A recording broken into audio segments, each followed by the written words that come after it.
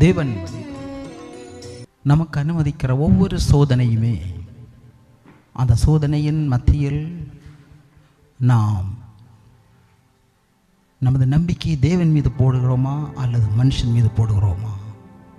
அதாவது அந்த சோதனையினுடைய கடந்து போகிற வேளையில் நாம் தேவனுடைய கரங்கள் விழுகிறோமா மனுஷனுடைய கரங்கள் விழுகிறோமா? அதைத்தான் தேவன் கூர்ந்து கவனிக்கிறார். சாத்தானுடைய தந்திரமே இப்படிப்பட்ட சோதனைகள் பிரச்சனை வரும்போது ஏதாவது வழியாக நம்மை மனுஷனுடைய கரங்களில் விழும்படி அனுமதித்து விடுகிறான். ஒரு சூழ்ச்சியை உண்டு பண்ணி மனுஷனுடைய கரங்களில் நாம் விழ பண்ணுகிறான்.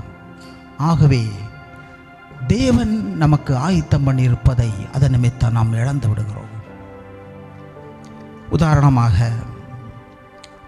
1 நாளாகமம் 21ஆம் அதிகாரம் 1 நாளாகமம் 21ஆம் அதிகாரம் இங்கே நாம் ஒரு காரியத்தை பார்க்கிறோம். தாவீது தேவனுடைய வல்லமையான கரங்களை கண்டவன், அதன் கிரியைகளை கண்டவன்.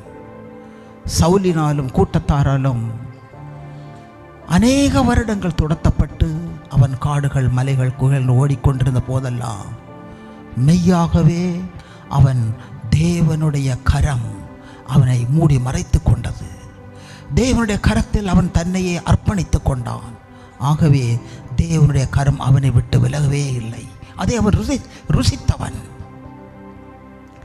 எத்தனையோ கண்ணிகளை சவுல் அவனுக்காக வைத்த பொழுதும் ஒரு கண்ணியில் கூட விழாதபடி தேவன் அவனை வெலத்த கருத்தினால் அவனை தாக்கினான். இப்படி இருந்தும் இங்கே அவன் சென்ற யுத்தத்திலெல்லாம் எந்த நாடெல்லாம் எதிர்த்து யுத்தம் பண்ணின யுத்தத்திலெல்லாம் முழுக்க முழுக்க தேவனையே அவன் முன்னிறுத்தினான்.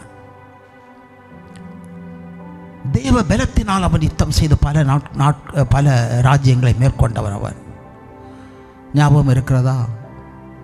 1 சாமுவேல் 17ஆம் அதிகாரத்தில் கோலியாத்தை எதிர்த்து நிற்கிற வேளையில் கோலியாத்து மலையை போல் நிற்கிறான். அவனுக்கு எதிராக இவன் தாவீது ஒரு சிறு பையனாக நிற்கிறான்.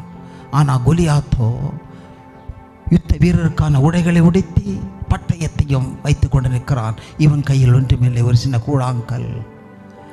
அந்த நேரத்தில் என்ன சொன்னான் தாவீது? ஞாபகம் இருக்கா? கோலியாத்தே, நீ ஈட்டியோடும் பட்டயத்தோடும் கேடகத்தோடும் வருகிறார், நானோ என் தேவனின் நாமத்தினாலே வருகிறேன். அப்படி முழுக்க முழுக்க தேவனின் நாமத்தினாலே யுத்தங்களை செய்து அவன் ராஜ்யங்களை மேற்கொண்டவன். அப்படிப்பட்ட தாவீது சாத்தான் தந்திரமாக தாவீதை அவன் ஒரு கண்ணியில் ஆக்குகிறான். அவன் யுத்தத்துக்கு போகிறதுக்கு முன்னால் தேவனையே நம்பி இருந்த தாவீது இப்பொழுதோ தன் படை பலத்தை பார்க்கிறான். என்னுடைய படை எவ்வளவு பலன் வாய்ந்தது, எத்தனை ஜனங்கள் இருக்கிறார்கள், எவ்வளவு வீரர்கள் இருக்கிறார்கள், அதை அவன் கணக்கெடுக்க ஆரம்பிக்கிறான். தன்னுடைய போர் தலைவனான யோவாபை அனுப்பி அங்கே ஒரு நாடு முழுவதும் யூதேயா தேசம் முழுவதும் கணக்கெடுக்க சொல்கிறான், எத்தனை வீரர்கள் இருக்கிறார்கள் என்று. 1ஆம் வசனம் 21 வசனம், சாத்தான் இஸ்ரவேலுக்கு விரோதமாய் எழும்பி இஸ்ரவேலை தொகையிடுகிறதற்கு தாவீதை ஏவி விட்டது. பார்த்தீங்களா? சாத்தான் ஏவி விட்டான். ஆனால் தாவீதோ தேவனை அறிந்திருந்தும் வல்லமையான கரங்களை விரித்த பொழுதும் அவன் சாத்தானின் கண்ணியில் விழுந்து விட்டான். அவன் அதே போல அந்த யோவாபை அனுப்பி ஜனங்களை எல்லாம் அங்கே இலக்கம் பார்த்து அது தேவனுடைய பார்வைக்கு மிக வேதனையை கொண்டு வந்தது. தாவீதுடைய செயல். இந்நாள் வரை அவன் முழுக்க முழுக்க தேவனையே நம்பினவன், அவனுக்கு பலத்த கருத்தையே நம்பினவன். இப்பொழுது அவன் அதை விட்டு விலகி தன் நம்பிக்கையை ஜனங்கள் மீது போடுகிறான். இதுதான் தேவனுக்கு அருவருப்பான காரியம். இங்கே பாருங்கள், அது நிமித்தம் 7வது வசனம், இந்த காரியம் தேவனுடைய பார்வைக்கு ஆகாதபடியினால் அவர் இஸ்ரவேலை வாதித்தார். பார்த்தீங்களா? தேவனுடைய பார்வைக்கு ஆகாதது. தேவன் இஸ்ரவேலை வாதிக்க அவர் முற்பட்டார். தாவீது தேவனை நோக்கி, நான் இந்த காரியத்தை செய்ததினால் மிகவும் பாவம் செய்தேன். பார்த்தீங்களா? ஒத்துக்கிட்டான். ஆண்டவரே, உமக்கு விரோதமாய் எவ்வளவு பெரிய பாவத்தை செய்தேன். முழுக்க முழுக்க உண்மையை நம்பின நாட்களில், என் நம்பிக்கை உண்மீது போட்ட நாட்களில், சவுலும் அவன் கூட்டம் என்னை துரத்தின போதெல்லாம், நான் ஓடின போதெல்லாம் கரங்களை கண்டேன். கரங்கள் அல்லவோ என்னை மூடி மறைத்தது. கரங்கள் நிமித்தம் இல்லாமல் ஒரு கண்ணியில் விழாது நான் தப்பித்துக் கொண்டேன். ஆண்டவரே, இந்த நாள் அந்த கரத்தை நான் மறந்து விட்டேன். ஆண்டவரே, என்னை மன்னியும் சொல்கிறான்.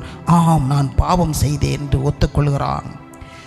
9ஆம் வசனத்தை போல கர்த்தர் தாவீதின் ஞான திருஷ்டிக்காரனாகிய காத்துவிடம் பேசுகிறார்.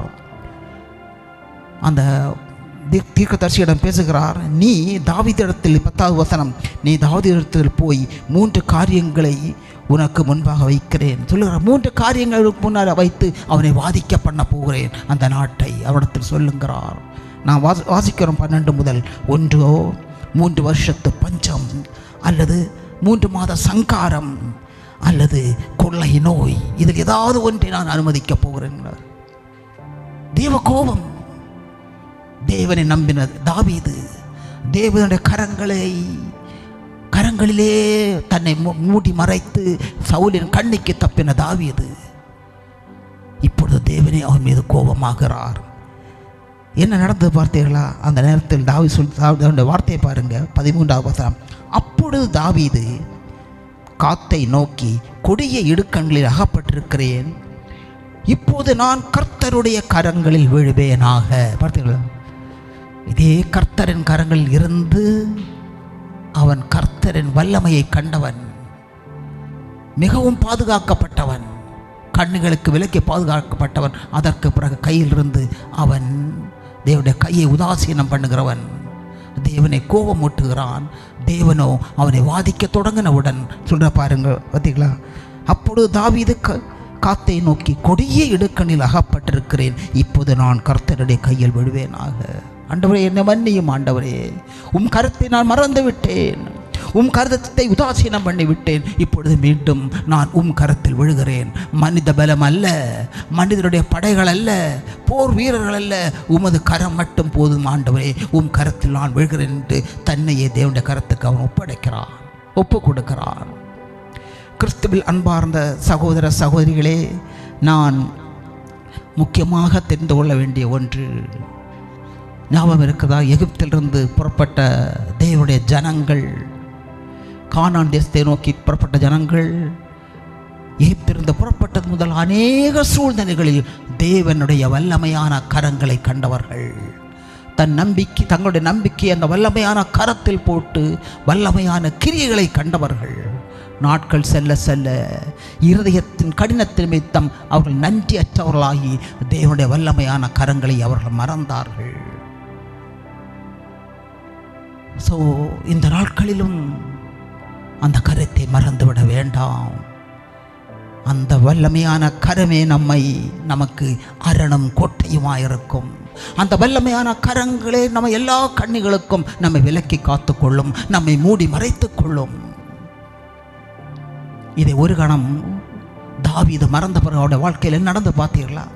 என்ன நடந்தது அங்கே வாசிக்கிறேன் பாருங்க. அதன் நிமித்தம் 14ஆம் வசனத்தை பாருங்க. ஆகையால் கர்த்தர் இஸ்ரவேலிலே கொள்ளை நோயை வரப்பண்ணினார், அதனால் இஸ்ரவேலில் 70,000 பேர் மடிந்தார்கள். ஒரு மனுஷன், பார்த்தீங்களா, ஒரு மனுஷன் கர்த்தருடைய கரத்தை, வல்லமையான கரத்தை அவன் உதாசீனம் பண்ண நிமித்தம் அவருடைய நாட்டில் 70,000 பேர் மடிந்தார்கள். எதை காண்பிக்கிறது? ஒரு குடும்பத்தை எடுத்துக்கொண்டாலும் ஒரு புருஷன், தேவனை அறிந்த புருஷன் கர்த்தருடைய வல்லமையான கரத்தை மறந்து அவர் கரத்தில் விழுவதற்கு பதிலாக மனுஷனுடைய கரத்தில் விழுகிற வேளையில் யார் பாதிக்கப்படுகிறார்? அந்த குடும்பமே பாதிக்கப்படுகிறது. ஒரு சபையிலே மூப்பன், ஒரு மெய்ப்பன், அவன் தேவனுடைய கர்த்தருடைய வல்லமையான கரத்தை மறந்து மனுஷனுடைய கரத்தில் விழுகிற வேளையில் அதனுடைய பாதிப்பு சபையிலே நாம் பார்க்க முடியும். நாம் ஞாபகம் இருக்கிறதா? சவுலுடைய வாழ்க்கை கூட, அவனுடைய வாழ்க்கை தொடக்கத்தில் எவ்வளவு தன் மனத்தாழ்மை ஆண்டவர் கண்டார். அவனை இஸ்ரவேலின் ராஜாவாக ஆண்டவர் அபிஷேகம் பண்ணுகிற நாளில் சாமுவேல் வந்து நிற்கிறான். அபிஷேகம் பண்ணுவதற்கு இஸ்ரவேல் ஜனங்கள் எல்லாம் சுற்றி நிற்கிறார்கள். ஆனால் சவுலை காணவில்லை. ஜனங்கள் தேடுகிறார்கள். சவுல் ஓடி ஒழிந்து விட்டான். அதுக்கு பிறகு ஆண்டவரத்தை விசாரித்த போது ஆண்டவரே சொல்லுகிறார், இதோ அவன் தளவாடங்களுக்கடியில் ஒளிந்திருக்கிறான். அங்கிருந்து அவன் பிடித்து கொண்டு வந்து அபிஷேகம் பண்ணாங்க. அவ்வளோ தன்னை ஒரு சிறு எறும்பு போல் தன்னை தாழ்த்தினவன், அவ்வளோ மனத்தாழ்மையை கண்டவன். ஏன் தெரியுமா? அவனுடைய அடைக்கலமே தேவனுடைய கரம். தேவனுடைய கரத்தை அவன் நம்பி இருந்தான். என்னாச்சு தெரியுமா? நாட்கள் செல்ல செல்ல பெருமை அடைந்து மேட்டிமை அடைந்து கடைசி ஞாபகம் இருக்கிறதா? அவனுடைய அழிவு எங்க?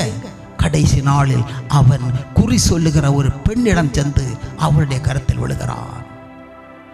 அவனுடைய கரத்தில் தன் நம்பிக்கையை ஆண்டவருடைய கரத்திலிருந்து விட்டு விலகி அவருடைய கரத்தில் போடுகிறான். அதுதான் அவனுடைய அழிவும் முடிவும். கிறிஸ்துவில் அன்பார்ந்த சகோதர சகோதரிகளே, நினைத்து பார்ப்போம். நாசியில் சுவாசமுள்ள நாம், மண்ணினால் உருவாக்கப்பட்ட நாம், வானத்தையும் பூமியையும் படைத்த வல்லமையான தேவனை, அவருடைய வல்லமையான கரங்களை மறந்து நாம் மனுஷனுடைய கரங்களில் விடுகிற வேளையில், அங்கே அடைக்கல் புகிற வேளையில் எவ்வளவு பெரிய நஷ்டத்தை பாருங்கள். எவ்வளவாய் தேவனை நாம் கோபமூட்டுகிறோம். அதனோட எப்படிப்பட்ட விபரீதங்களை நாம் சந்திக்கிறோம்.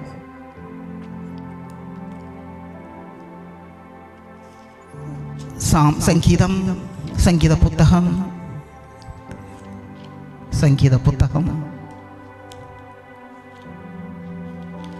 106வது சங்கீதம்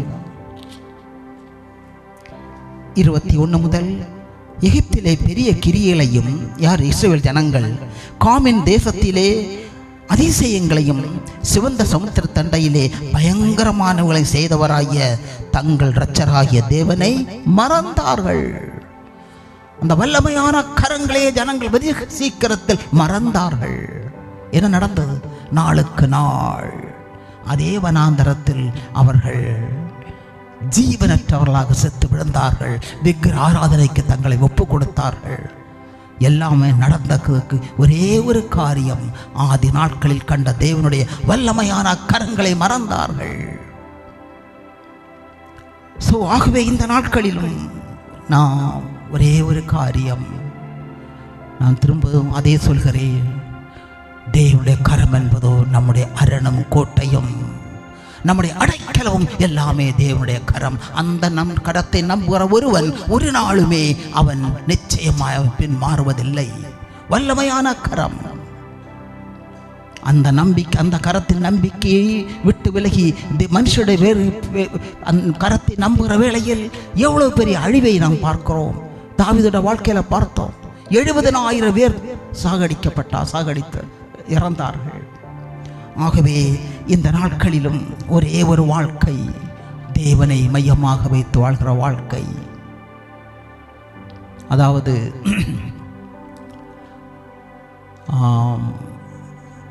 ஏதேன் தோட்டத்தில் தேவன் ஜீவ விருட்சத்தை வைத்திருந்தார். நன்மை தீமை செய்யும் விருட்சத்தை வைத்திருந்தார்.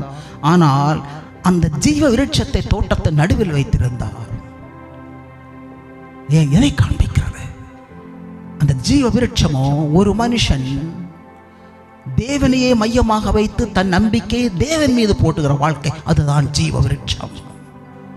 அப்படிப்பட்ட மேன்மையான வாழ்க்கை வாழ நாம் அழைக்கப்பட்டிருக்கிறோம். மனுஷனுடைய கரம் அல்ல, தேவனுடைய கரம். கிறிஸ்துவ அன்பார்ந்த சகோதர சகோதரிகளே, இங்கே இன்னும் ஒரு காரியத்தை பார்ப்போம். எபிரேயர் 13ஆம் அதிகாரம், எபிரேயர் 13ஆம் அதிகாரம்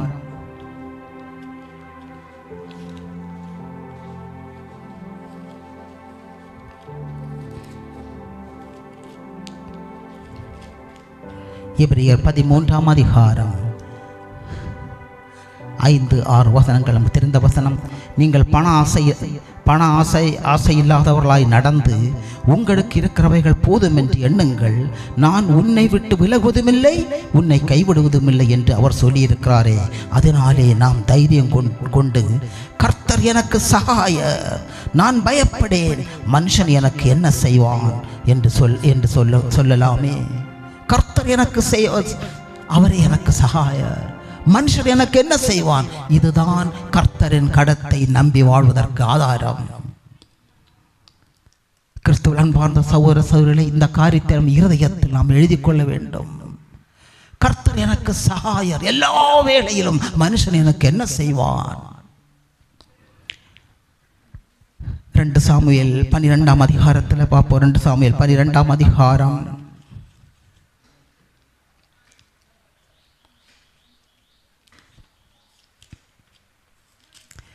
2 சாமுவேல் 12ஆம் அதிகாரம். இங்கே நமக்கு தெரியும் தாவீது செய்த பெரிய பாவம். பாசிப்பாள் என்னும் பெண்ணோடு அந்த பெண்ணை தனக்கு ஆக்கிக் கொள்வதற்காக, அவளை சார்ந்து கொள்வதற்காக ஒரு கொலையை செய்தவன், ஒரு குடும்பத்துக்குள் மிகப்பெரிய அழிவையே கொண்டு வந்தவன், அவளையே கற்பழித்தவன், பெரிய பாவத்தை செய்துவிட்டு தாவீதுடைய பாவத்தை கண்ட, தாவீதுடைய பொல்லாப்பான செய்தியை கண்ட தேவன் நாத்தான் என்னும் ஒரு தீர்க்கதரிசியை தாவீதிடம் அனுப்புகிறார். அதை நாம் 2 சாமுவேல் 12ஆம் அதிகாரத்தில் வாசிக்கிறோம். தீர்க்கதரிசி அனுப்பி அவன் பாவத்தை உணர்ந்து மனம் திரும்பும்படி அவனை எச்சரிக்கிறார், தீர்க்கமாக எச்சரிக்கிறார். அப்பொழுது தாவீதுடைய செயல்பாடை பாருங்கள். 12 முதல் அந்த தீர்க்கதரிசி சொல்றாரு தாவீதிடம், நீ ஒளிப்பிடத்தில் அதை செய்தாய், நானும் இந்த காரியத்தை இஸ்ரவேலர் எல்லோருக்கும் முன்பாகவும் சூரியனுக்கு முன்பாகவும் செய்விப்பேன் என்றார். எப்படி? கர்த்தர் அதை செய்ய போகிறார். தாவீதே, நீ ஒளிப்பிடத்தில் செய்த காரியத்தை உன் வீட்டுக்குள் நடக்கப் போகிறது, அதை தேவன் பரசியமாய் செய்ய போகிறார். 13ஆவது கேட்டவுடனே அப்பொழுது தாவீது நாத்தானிடம், நான் கர்த்தருக்கு விரோதமாய் பாவம் செய்தேன் என்றான். நாத்தான் தாவீதை நோக்கி, நீ சகாதபடிக்கு கர்த்தர் உன் பாவம் நீங்க செய்தார். பாவத்தை உணர்த்தினவுடனே நான் கர்த்தருக்கு விரோதமாய் பாவம் செய்தேன் என்று தன்னுடைய நிலைமையை ஒத்துக்கொள்கிறதான். அங்கேயும் பார்த்தோம் 1 நாளாகமம் 21ஆம் அதிகாரத்தில் அவன் பாவத்தை உணர்த்தினவுடன் சொன்னது, இதோ நான் என் கர்த்தரின் கரத்தில் விழுவேன், ஏனெனில் அது இரக்கமுள்ள கரம், மனதுருக்கமுள்ள கரம். அதை தான் தாவீது இங்கே சொல்கிறார். நான் பாவம் செய்து உண்மைதான், ஆம் நான் பாவம் செய்தேன், இதோ நான் என் கர்த்தரின் கரத்தில் விழுகிறேன். பார்த்தீங்களா? அது நிமித்தம்தான் இப்படிப்பட்ட பொல்லாப்பான பாவங்களையும் செய்த பிறகும் அவருடைய முடிவெங்க? கர்த்தரின் கரத்திலேயே முடிவிருந்தது. அதனால தான் ஆண்டவரே தாவீதை பற்றி சாட்சி கொடுத்தார். வேதத்தில் எழுதப்பட்டிருக்கிறது. நாம் அப்போஸ்தலர் நடவடிக்கை 13ஆம் அதிகாரத்தில் வாசிக்கிறோம். ஈசாயின் குமாரனாகிய தாவீது என் இருதயத்துக்கு ஏற்ற தாசன், எனக்கு சித்தமானவர்களை எல்லாம் செய்தான் என்பதை நாம் அப்போஸ்தலர் நடவடிக்கை 13:22 வாசிக்கிறோம். மட்டுமல்ல, தாவீது அந்த பாவத்தை செய்துவிட்டு மறைக்கவில்லை. அதான் முக்கியமான காரியம். உலகமே தெரிகிற அளவுக்கு அவன் சங்கீதம் 51ஆம் சங்கீதத்தில் தன்னுடைய உள்ளான நிலைமையை உலகத்துக்கு வெளிப்படுத்துகிறார். எப்படி கதறான் பார்த்தீங்களா? ஆண்டவரே, என்னை சுத்திகரியும், என்னை கழுகும் ஆண்டவரே, என் உள்ளத்தில் உண்மையாயிருக்க நான் வாஞ்சிக்கிறேன். ஆண்டவரே, என்னை விட்டு எது எடுத்தாலும் பரவாயில்லை, பரிசுத்த ஆவியை எடுக்காதையும் ஆண்டவரே. ஆண்டவரே, எனக்கு நொறுங்குண்ட இருதயத்தை சிருஷ்டியும், நறுங்குண்ட ஆவியை தாரும். ஒரு உள்ளான ஏக்கம் தன் பாவத்தை நிமித்தம். இதுதான் மெய்யான ஒரு மனம் திரும்புதல். பழைய ஏற்பாடில் தாவீது வாழ்ந்திருந்தால் அவருடைய மனம் திரும்புதலோ புதிய ஏற்பாடின்படி உண்மையாயிருக்கிறது. இதுதான் ஒரு மனுஷன் கர்த்தர் பாவம் செய்துவிட்டு கர்த்தரின் கரங்கள் விழுந்து மனம் திரும்புவதற்கு ஆதாரம். சவுலை பாருங்கள். அதே போல சவுலுடைய காரியம். சவுல் இதே போல் பாவம் செய்தான். தேவனுடைய வார்த்தை புறக்கணிக்கிறான். தேவன் சொல்லியும் அதை கேளாம அமெரிக்க யுத்தம் செய்கிற வேளையில் தேவன் ஒரு சில காரியங்களை சொன்னார், அவன் கண்டுகொள்ளவே இல்லை. தேவனுடைய வார்த்தையை மீறுகிறான். அப்போது சாமுவேல் என்னும் தீர்க்கதரிசியை அனுப்புகிறார். யாரிடம்? சவுலிடம். இங்கே நாத்தான் தீர்க்கதரிசியை தாவீதிடம் அனுப்புகிற தேவன் சவுலிடம் சாமுவேல் தீர்க்கதரிசி அனுப்புகிறார். 1 சாமுவேல் புத்தகம்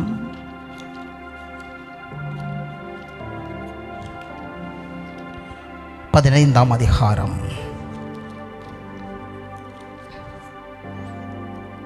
இங்கே முக்கியமான ஒரு காரியம்.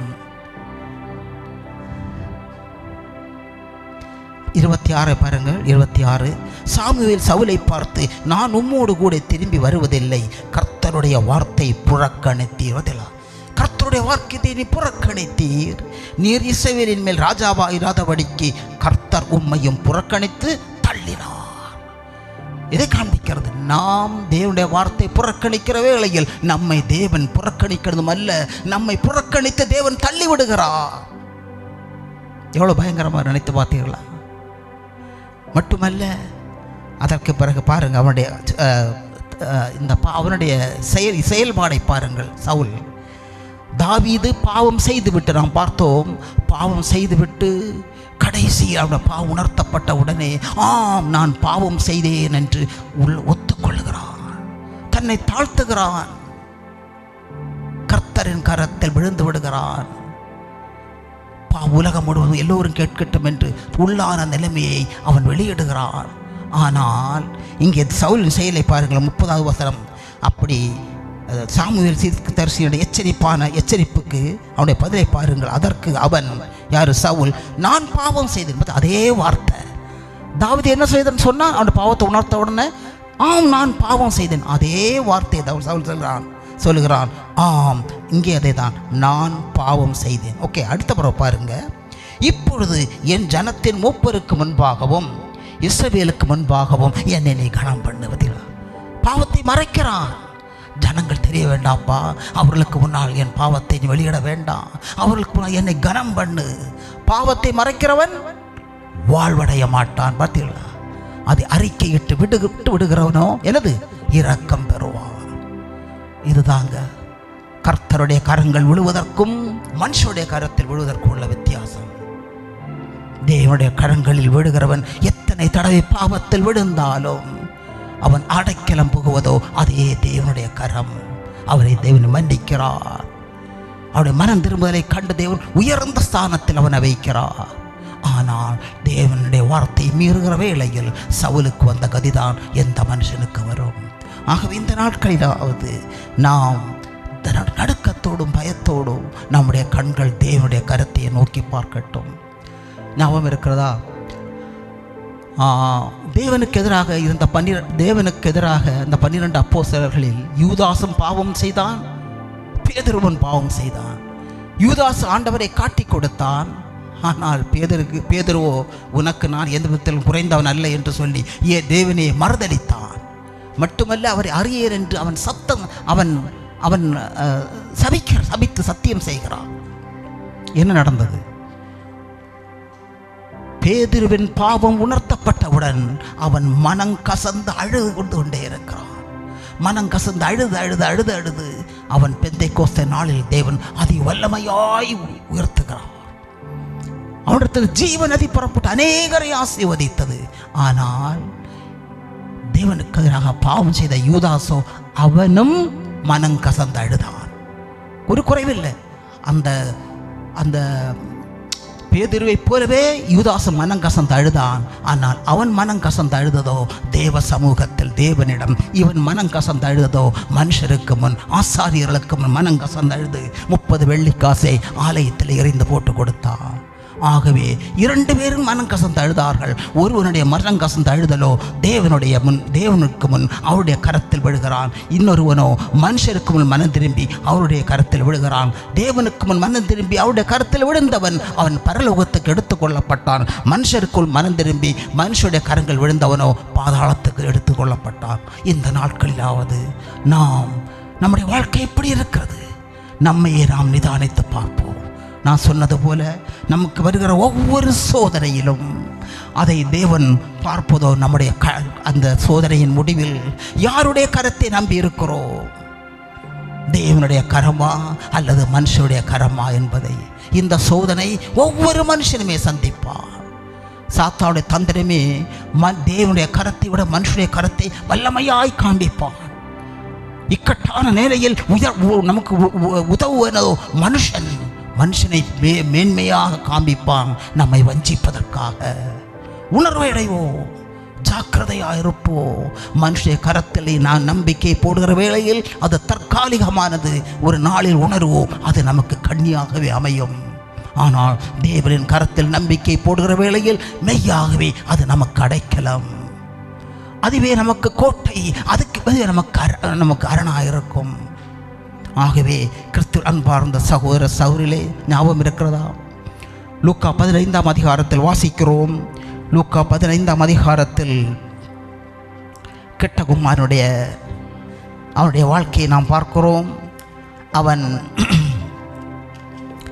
தகப்பனிடம் சென்று அந்த ஐஸ்வர்யத்தின் பங்கை, தனக்கான பங்கை வாங்கி கொண்டு அதை தூர தேசத்துக்கு போகிறான்.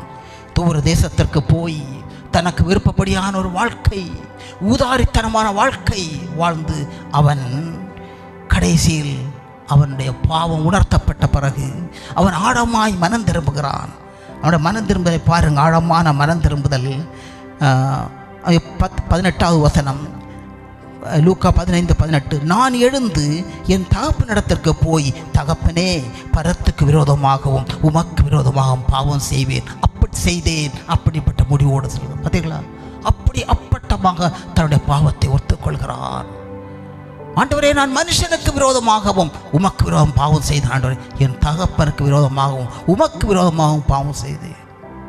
இது முக்கியமானது. அநேகருடைய மனம் திரும்புதல் தேவனுக்கு முன்பாக அது தேவனுக்கு ஏற்றதல்ல. அது அவர்கள் நினைக்கலாம் நாங்கள் மனம் திரும்பினர் என்று. அநேகருடைய மனம் திரும்புதல், நான் சொல்லுகிறேன், நீங்கள் மனம் திரும்பினர் என்று நினைத்துக் கொள்கிறீர்கள். ஆனால் தேவனுடைய பார்வைக்கு அந்த பாவம் உங்களை பின்தொடர்ந்து கொண்டே இருக்கும். எதுவரை பின்தொடரும்? நடுத்தீர்வை நாள் வரை பின்தொடர்ந்து கொண்டே இருக்கும். மெய்யான மனம் திரும்புதல் என்றால், என் சிந்தையில் நான் தேவனுக்கு விரோதமாக பாவம் செய்தால் நான் தேவனோடு ஒப்புரவாக வேண்டும். என் சகோதரனுக்கு விரோதமாக பாவம் செய்தால் சகோதரனோடும் தேவனோடும் ஒப்புரவாக வேண்டும். இந்த இடத்தில் நின்று கொண்டு ஏதாவது ஒரு சகோதரிய புண்படும்படி நான் பகிரங்கமாக பேசினால் என்னுடைய மனம் திரும்புதலும் பகிரங்கமாக இருக்க வேண்டும். இதுதான் மெய்யான மனம் திரும்புதல். ஆகவே இந்த நாட்களிலும் நான் நம்மை ஏமாற்றிக் கொள்ள வேண்டாம், உணர்வடைவோம். அப்படி அதனுடைய மனம் திரும்புதல் மெய்யா இருந்தபடினாலே பாருங்கள் எப்படி அந்த தகப்பன் அவனை ஏற்றுக்கொள்கிறார். நம்முடைய மனம் திரும்புதல் மெய்யா இருக்கும் என்றால் நம்முடைய தேவன் நம்மளை எப்படி ஏற்றுக்கொள்கிறார், எப்படி நடத்துகிறார் தான் முக்கியம். பாருங்கள்,